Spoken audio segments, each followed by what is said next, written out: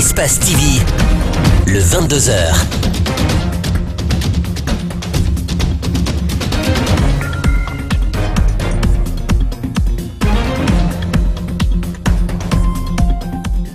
Vous regardez Espace TV, c'est un plaisir de vous retrouver, mesdames et messieurs, bonsoir. Et tout de suite, les titres de cette édition d'information.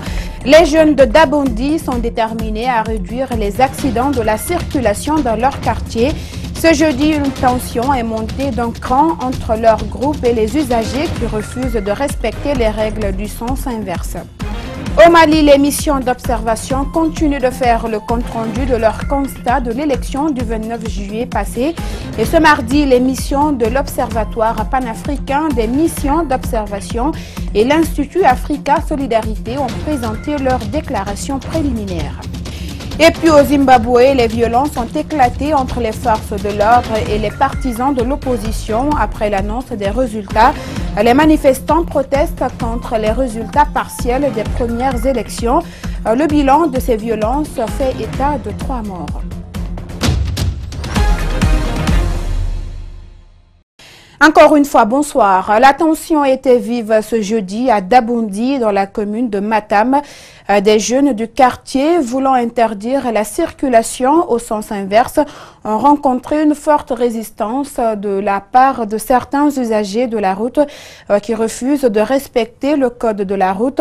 Et comme vous allez le constater dans ce reportage, les jeunes sont déterminés à aller jusqu'au bout afin de réduire les accidents de la circulation dans leur quartier. Algassim Yaliba et Ibrahim Souma. Nous sommes sur l'autoroute Fidel Castro. Ici, ces jeunes sont déterminés à renvoyer tout usager qui prend le sens inverse, interdit à partir de 14 h. Plusieurs motards et autres conducteurs de véhicules administratifs ne comprennent pas leur démarche. Mais pour ces jeunes de Dabondi 2, l'action est citoyenne. Elle vise à réduire les accidents de la circulation à cet endroit. Le 5e jour du mois de Ramadan, où 3 personnes sont succombées sur place. Vous voyez, le motard et 2 de ses passagers. Ils sont tous morts sur place. Et cela a motivé la population à barricader la route. Vous voyez, on est sorti, on s'est arrêté. Mais heureusement, le chef de quartier est intervenu. Au lieu de barrer la route, il serait mieux d'interdire les sens interdits parce que c'est ça qui a été à la cause de l'accident. Quelques minutes plus tard, voici celui qui se présente, le directeur national de la sécurité routière. Il apprécie l'initiative. La mesure elle est salutaire. On dit sens contraire. Il faut être à la psychiatrie, ne pas être normal pour faire le sens contraire. Sinon, quand on est normal, on ne doit pas faire le sens contraire. Pas de nos jours. C'est toutes les radios qui sont sur la police. Dire que les policiers font tomber les motocyclistes. Mais suite aux différents cas d'accidents qui sont produits sur cette route, si le quartier a pris les dispositions, vraiment, je ne peux qu'apprécier. Selon le responsable de la sécurité routière, seuls les détenteurs d'un ordre de mission et ces bus nouvellement mis en circulation sont autorisés à emprunter ce sens, mais à condition qu'ils soient accompagnés par un ou des agents de la police. Et depuis la dernière sortie du président du PADES sur les ondes d'une radio locale de Cancan en langue du terroir, décryptée par un site d'information, il est accusé d'être une menace pour l'unité nationale. Ce jeudi, Dr Ousmane Kaba a accordé une interview à nos reporters dans laquelle il a tenté d'apporter des précisions. Malik Swangana Kamara et Ibrahim Souri Kamara. Il n'y a pas longtemps, le président du PADES et autres leaders politiques de la Haute-Guinée recevaient en audience des femmes de leur région à Conakry. Ces femmes étaient venues exprimer leur inquiétude par rapport aux différends qui opposent le président de la République aux 5 leaders de la Haute-Guinée qui ont contribué à son élection. Sur le site en question, ils ont dit que non, on veut faire une réunion pour conserver le pouvoir. Il n'en a jamais été question. C'est complètement hors propos. Aliouba, un jeune politique, quant à lui, se maintient au décryptage lu sur les sites et condamne les propos du président de PADES. Ces propos sont de nature à porter atteinte à l'unité nationale et à porter atteinte, c'est une menace pour la République. Beaucoup de personnes ne comprennent pas le Maninka, regrette Dr Ousmane Kaba avant de replacer ses propos dans leur contexte. Il y a beaucoup de gens qui ne comprennent pas les langues et qui essaient de faire des interprétations erronées. De quoi il s'agit? Il s'agit un peu de la mésentente entre le président de la République et nous autres. C'est dans ce contexte qu'il a été dit que celui qui a le lait sur sa tête ne doit pas se bagarrer. L'homme politique dit être à la quête du pouvoir et non détenteur, d'où la création du parti dénommé PADES, rappelle-t-il. Puisqu'on dit simplement que nous ne faisons pas partie déjà du pouvoir et que c'est de ça qu'on va discuter. On ne peut pas garder ce qu'on n'a pas. Voilà, nous on n'a pas de pouvoir. L'absurdité va jusqu'à dire qu'on veut garder le pouvoir alors qu'on ne l'a pas. Dr Ousmane Kaba n'a d'ailleurs pas manqué de dénoncer le manque de volonté du gouvernement pour fournir de l'électricité à la Haute-Guinée et à la Guinée forestière.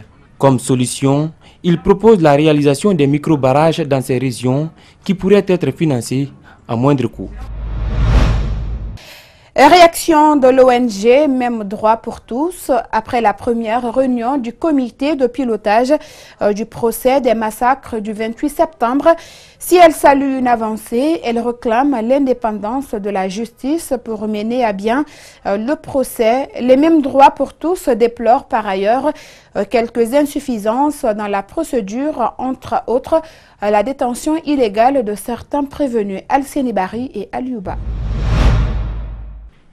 24 heures après la première réunion du comité de pilotage du procès du massacre du 28 septembre, Les Mêmes droits pour tous, une ONG de défense des droits humains, réagit.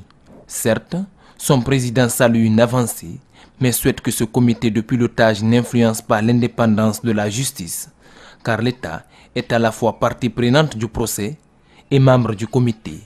La main qui donne l'argent, très souvent, cette main-là est à même de donner certains ordres, n'est-ce pas? C'est pourquoi nous voulons rappeler, parce que la justice, c'est une fonction régalienne de l'État. Il est important que l'État soit accompagné dans le service public de la justice, mais aussi il faut rappeler que la justice doit pouvoir être rendue de façon indépendante et que l'indépendance de la magistrature, de la justice, doit être garantie en toutes circonstances. Les massacres du 28 septembre ont terni l'image de la Guinée, c'est connu. Un jugement rapide dans le respect des normes internationales ne pourra qu'apaiser les peines des victimes et surtout ceux des parents disparus. L'attente, c'est que ce dossier puisse être jugé très rapidement. C'est une épine dans le pied de la Guinée. Il faudrait que la Guinée extirpe cette épine-là pour aller de l'avant. Donc il est important que les autorités puissent tout mettre en œuvre pour que très rapidement on puisse avoir un procès dans le cadre du dossier du 28 septembre. Parce que ça y va, n'est-ce pas, de l'image même de la Guinée.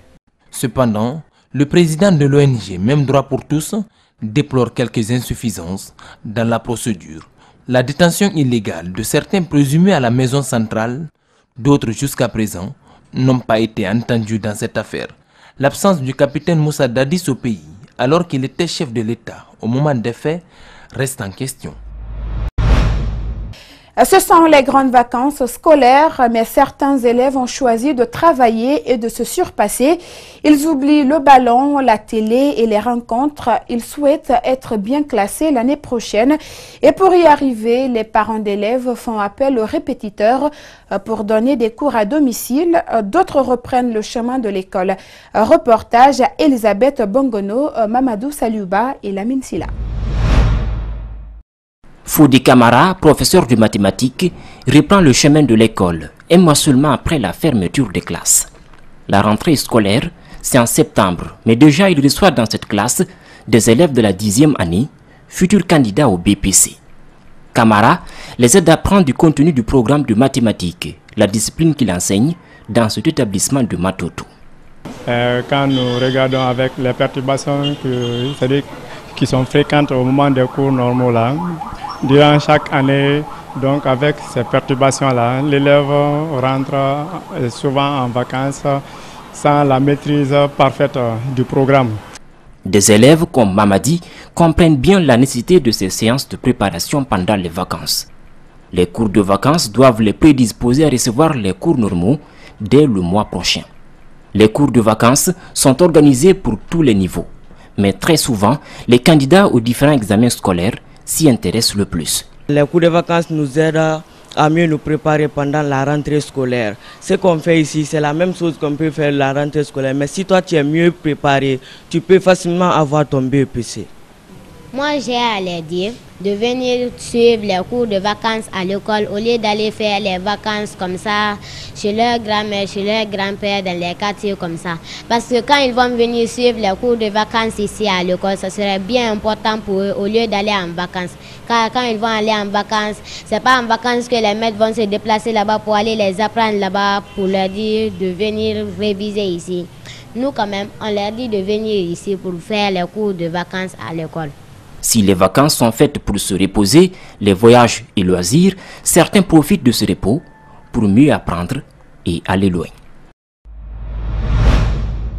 Eux, ce sont des étudiants qui se battent pour trouver un emploi dans l'avenir. Ils ne sont pas les premiers à le faire. D'autres ont déjà fini les études mais ne trouvent toujours pas d'emploi. Ils sont des milliers dans le pays et certains se lancent dans la vente des friperies au grand marché de Madina. Ce n'est pas volontaire s'ils se retrouvent dans le commerce. Plusieurs années après, ces diplômés parlent de leurs difficultés et demandent aux autorités de leur venir en aide. Justin Leno, Gibril Ba et Aboubakar Din Kamara. Oumar a une maîtrise en administration des affaires. Depuis la fin de ses études supérieures, pas question pour lui de croiser les bras. Il a ouvert une boutique dans laquelle il revend des habits et chaussures. On a fini les études, on a fait beaucoup de stages, donc ça ne promettait pas. On a jugé nécessaire de se lancer dans le commerce, au moins pour pouvoir subvenir à certains de nos besoins. Tout comme le jeune Oumar, plusieurs autres jeunes grossissent les rangs des vendeurs des habits issus de la friperie. Diawara vend des bijoux et des sacs. Dans cette activité, il explique des difficultés rencontrées. De nos jours, il n'y a pas de marché. Vous voyez vous-même, je vends des sacs avec des bijoux pour que je puisse m'en sortir. Si le sac ne marche pas, il y a les bijoux qui marchent. Donc c'est un peu ça. Pour vivre mieux, ces jeunes lancent un appel aux autorités politiques du pays afin de leur venir en aide. C'est que je lance toutes les autorités pour aider la jeunesse guinéenne. Ce n'est pas moi seulement, c'est nous tous quoi. Parce qu'il y a beaucoup d'étudiants qui sont avec nous. Bon, c'est pas facile quand même, c'est ça.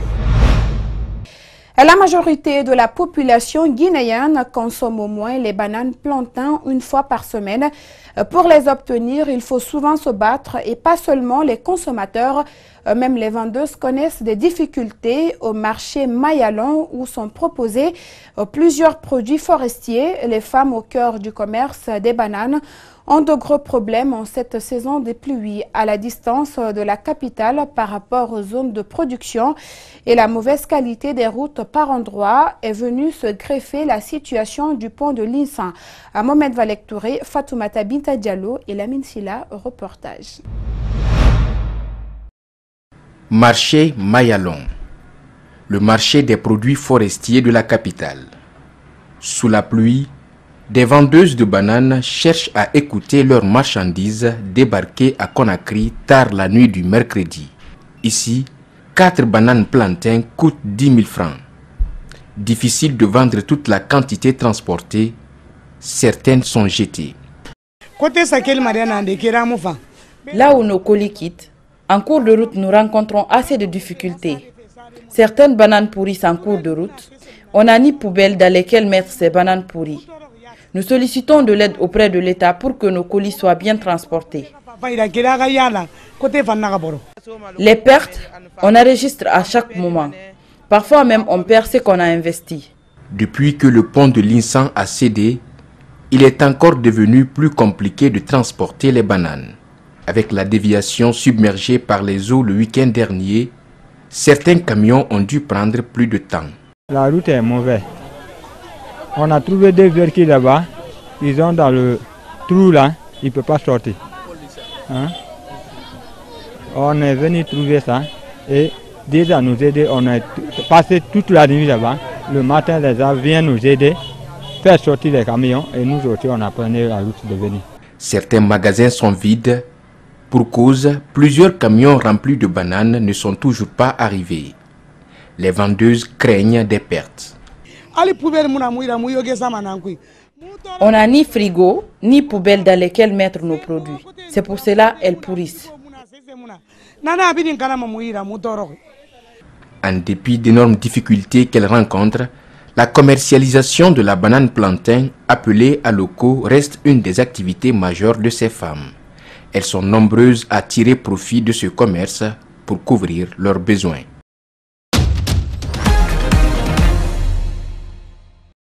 Après le scrutin du 29 juillet dernier pour la présidentielle malienne, les missions d'observation continuent de rendre public leurs constats. Mardi dernier, les missions de l'Observatoire panafricain des missions d'observation et l'Institut Africa Solidarité ont présenté leurs déclarations préliminaires. L'essentiel de ce communiqué dans ce compte-rendu de nos envoyés spéciaux à Bamako. Ces deux structures africaines d'observation électorale ont déployé une trentaine d'observateurs sur toute l'étendue du territoire malien avant, pendant et après le scrutin du 29 juillet dernier.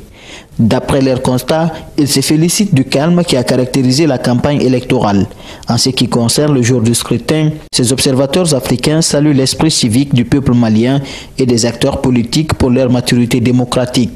Malgré quelques incidents survenus le jour du vote, cette mission d'observation estime que cela n'a aucun incident sur la crédibilité de l'élection. La mission dans son observation a relevé certains manquements mineurs qui dans leur grande majorité n'ont aucun impact quant à la validité et à la fiabilité et à la transparence du premier tour de cette élection présidentielle du dimanche 29 juillet 2018 en République du Mali. Les deux missions internationales considèrent que l'élection présidentielle du dimanche 29 juillet 2018 en République du Mali s'est déroulée de manière régulière, libre et transparente. Dans ces recommandations, ces deux missions d'observation électorale africaine, OPAMO et IAS, demandent au gouvernement de renforcer les capacités de la CENI à se professionnaliser. Elles encouragent les partis politiques et la société civile à poursuivre l'éducation électorale des citoyens. Dans l'attente des résultats de ce scrutin, ces observateurs demandent aux Maliens de rester sereins. Les missions internationales des observateurs de l'OPAMO et de l'IAS encouragent le peuple malien à rester serein, malgré l'intoxication de certaines presses étrangères, à accepter le verdict des urnes afin de préserver l'esprit de paix, gage de la démocratie, et à rester fidèle à son désir ardent d'enraciner la démocratie en République du Mali. Aux candidats recalés, elle recommande pour toute contestation de ne recourir qu'à la voie légale prévue par les textes de la République du Mali. Pour terminer, la mission encourage le futur locataire du palais de Koulouba à engager un dialogue national à la formation d'un gouvernement d'ouverture en vue de la restauration entière de l'État malien. Des violences opposant forces de l'ordre et partisans de l'opposition ont fait 3 morts à Harare ce mercredi alors que les manifestants protestaient contre les résultats partiels des premières élections dans le pays depuis la chute de Robert Mugabe au pouvoir pendant près de 40 ans.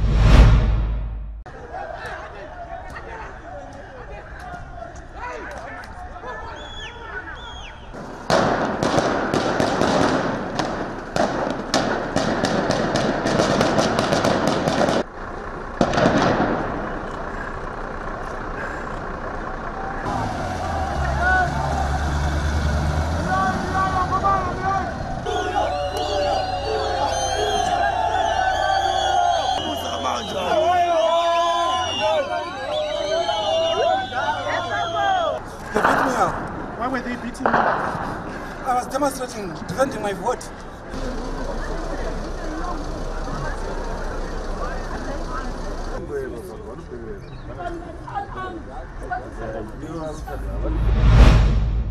En plein cœur du centre-ville de Nairobi, la bibliothèque Macmillan est l'un des derniers vestiges de l'architecture coloniale du pays.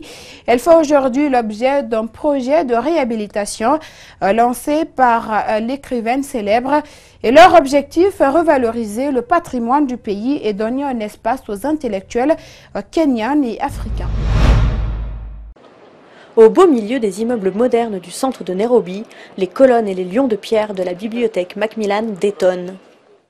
Elle est l'un des rares bâtiments de l'ère britannique qui demeure debout dans la capitale kenyane. Malgré ses ouvrages défraîchis, la bibliothèque accueille chaque jour plus de 70 personnes. Wanjiru Koinange, écrivaine, et Angela Wachuka, éditrice, ont mis sur pied un ambitieux projet de réhabilitation. À terme, le bâtiment ressemblera exactement à ce à quoi une bibliothèque de Nairobi en 2018 doit ressembler. Collection digitale, œuvres d'art et livres d'artistes et d'écrivains locaux, événements, lectures, cafés... La bibliothèque a été ouverte en 1931 en l'honneur de l'américain William Macmillan, qui s'était installé dans le pays au début du XXe siècle. Depuis, la bibliothèque n'a pas bougé. Ses archives laissées à l'abandon recèlent de véritables trésors pour les historiens. Voici des photographies du président Roosevelt lors de sa visite dans une mission de Nairobi en 1909. Après de longs pourparlers, Wanjiru et Angela ont obtenu l'autorisation du gouvernement kényan pour mener à bien leur projet. Leur objectif, donner accès à la littérature au plus grand nombre. Pour moi, en tant qu'éditrice, l'une des principales préoccupations est de savoir où le travail que vous avez produit va vivre et comment il va être expérimenté par les gens. Où ce travail va-t-il être archivé ou sera-t-il accessible au public? Wanjiru et Angela ne comptent pas s'en tenir à la bibliothèque Macmillan. Elles veulent aussi réhabiliter 2 autres bibliothèques de quartier à Nairobi.